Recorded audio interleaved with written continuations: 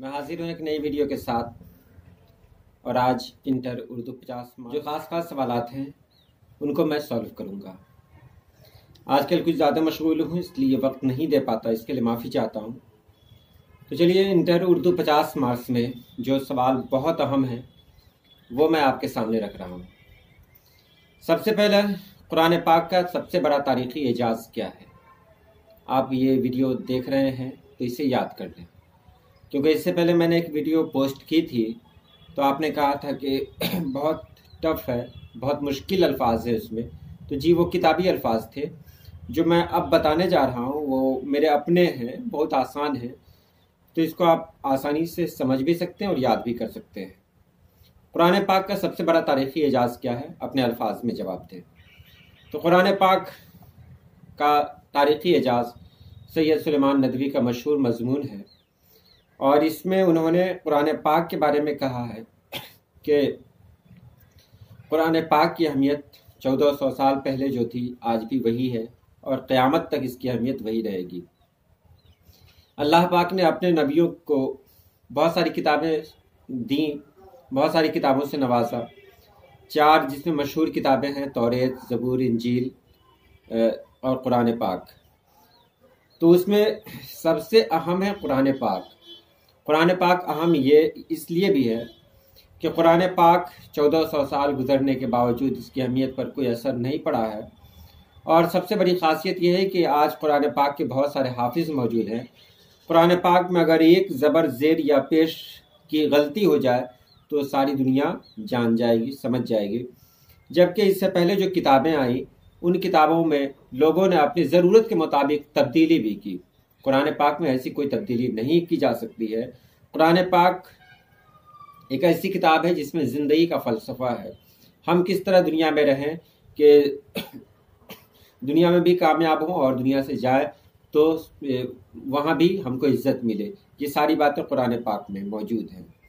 तो यही सबसे बड़ा तारीख़ी एजाज़ है कि कुरान पाक की अहमियत हमेशा से वही है जैसी आज है। दूसरा सवाल, नज़्म कलजुग में नज़ीर अकबर आबादी ने क्या पैगाम दिया है?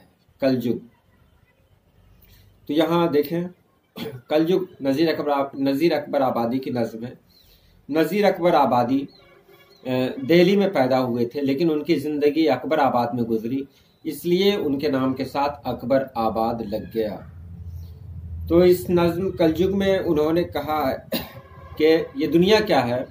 एक बाज़ार है, और इस बाज़ार में हम जैसा देंगे वैसा ही लेने के लिए तैयार रहें। यानी हम एक हाथ से कोई चीज़ दें तो दूसरे हाथ से हमको लेने के लिए तैयार रहना चाहिए। ये दुनिया एक बाज़ार है, और इस दुनिया में हम अपनी पसंद की चीज़ अगर लेना चाहते हैं तो सामान की कीमत भी उसी तरह देनी होगी। मिसाल के तौर पर, अगर हम किसी को पान देते हैं तो हमको भी पान मिलेगा, हम किसी को रोटी देंगे तो हमको भी रोटी मिलेगी, हम किसी की तारीफ़ करेंगे तो लोग हमारी भी तारीफ़ करेंगे, हम अगर किसी की बुराई करेंगे तो लोग हमारी भी बुराई करेंगे। यानी ये दुनिया एक बाज़ार है, और इस बाज़ार में जो जैसा करेगा उसको वैसा ही मिलेगा। दुनिया अजब बाज़ार है, कुछ जिन्स यहाँ की साथ ले।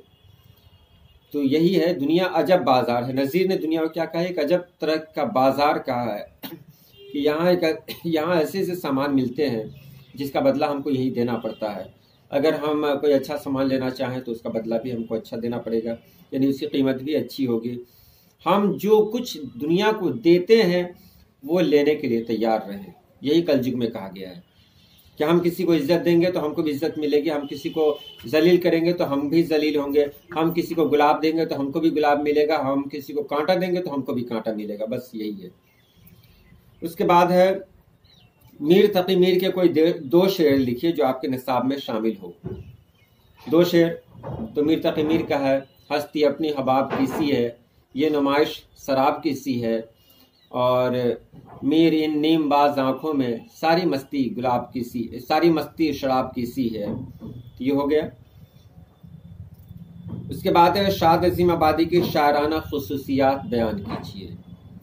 तो शाद अजीम आबादी बहुत अजीम शायर हैं, इनका ताल्लुक़ दबिस्तान अजीमाबाद से है।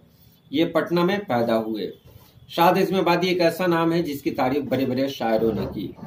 शाद अज़ीमाबादी की शायरी कभी मीर तकी मीर से जाकर मिलती है, तो कभी इनकी शायरी में गालिब जैसा गुमान होता है।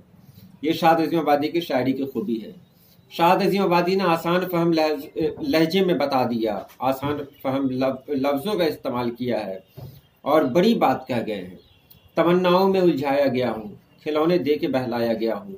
इसमें कोई भी ऐसा लफ्ज़ नहीं होगा जिसको आप समझ नहीं पाएंगे। तो आसान लिखना सबसे मुश्किल काम है और ये कारनामा अंजाम दिया शाद अज़ीमाबादी ने।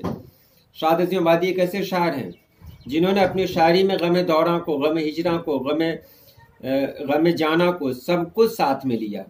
और उसके बाद जो इनका कलाम होता है तो कुछ इस तरह का होता है कि ढूंढोगे मुझे मुल्कों मुल्कों, मिलने को नहीं नायाब है हम।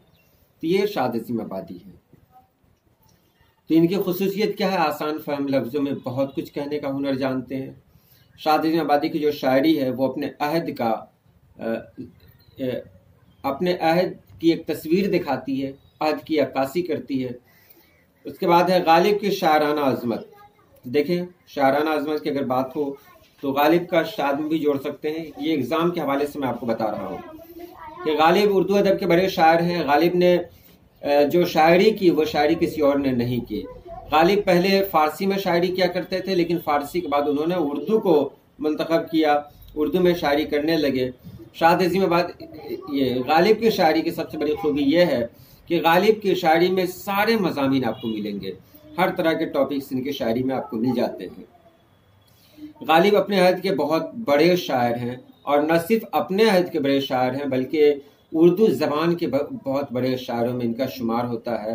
गालिब, मैं बहुत आसान तरीके से आपको बता रहा हूँ ताकि आपको याद हो जाए। गालिब की सबसे बड़ी खासियत ये है कि उन्होंने अपने दर्द को दुनिया का दर्द बना दिया है। उन्होंने ऐसे अल्फाज इस्तेमाल किए हैं कि लोग उसको पढ़कर सुकून पाते हैं, अच्छा लगता है। उन्होंने अल्फाज का जो इंतखाब किया वो बहुत बेहतर किया है। ये शाद अज़ीमाबादी, ये गालिब की खासियत है। अब उसके बाद है उम्मीद की खुशी में सर सैयद ने किस मौजू पर जोर दिया है। तो उम्मीद की खुशी में सर सैयद अहमद खान ने जोर दिया है कि एक इंसान के लिए उम्मीद बहुत बड़ी चीज़ है। उम्मीद ना हो तो इंसान किसी काम का नहीं रहता। उम्मीद ही एक ऐसी चीज़ है जिसके सहारे इंसान अपनी ज़िंदगी गुजार लेता है। उम्मीद ही एक ऐसी चीज़ है जिसके सहारे इंसान को एक नई ताकत मिलती है। उम्मीद अगर ना हो तो इंसान जिंदा लाश होकर रह जाए। इसलिए इंसान के लिए उम्मीद बहुत ज़रूरी है। अगला सवाल है, हाली ने ज़बान को कुदरत इलाही का नमूना क्यों करार दिया? तो हाली ने ज़बान को कुदरत इलाही यानी अल्लाह ताला का एक बहुत बड़ा तोहफ़ा और साथ ही एक नमूना करार दिया है। क्यों करार दिया है? दुनिया में अल्लाह पाक ने बेशुमार मखलूक़ात बनाए। अल्लाह की बेशुमार मखलूक़ात हैं दुनिया में, बेशुमार चीज़ें बनाई अल्लाह पाक ने। उन सभी को ज़बान नहीं दी, ज़बान सिर्फ दी तो इंसानों को दी। ज़बान का मतलब सिर्फ यही नहीं कि जो ज़बान है जिसको देखते हैं हम, वो नहीं। ज़बान का मतलब बोलने की ताकत, और बोलने का मतलब भी वो नहीं जो कुत्ता कौवा बोल ले। बोलने का मतलब कि हम कुछ ऐसी बात बोलें जो सामने वाले की समझ में आ जाए। और सामने वाले की समझ में आने का मतलब भी ये मतलब नहीं कि हम अपनी बात में कामयाब हैं। हम अपने जज्बात का इजहार किस तरह कर सकते हैं, बस यही ज़बान की ताकत है।